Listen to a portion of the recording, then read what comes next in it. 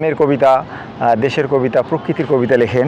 তো আমি ওনার একটি চমৎকার কবিতা নীল রমণী আপনাদের সামনে নিবেদন করব। আসলে এটি অত্যন্ত চমৎকার কবিতা। আপনারা শেষ পর্যন্ত শুনলেই বুঝতে পারবেন যে আসলে উনি কত রোমান্টিক একজন কবি। শুরু করছি নীল রমণী।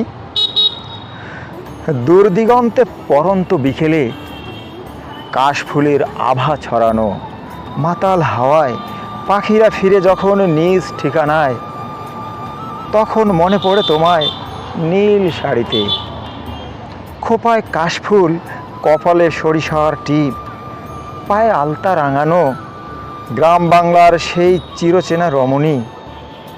দেখা হয়নি তোমায় স্বপ্নে কিংবা মনুষ্যের আবাস স্থানে, কল্পনাতে খুঁজি তোমায়, সাজিয়েছি তোমায় যতনে মণিকোঠায়।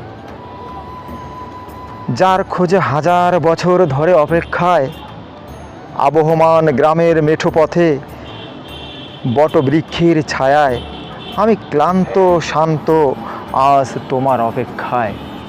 আমি ক্লান্ত শ্রান্ত আজ তোমার অপেক্ষায়, তোমার অপেক্ষায়।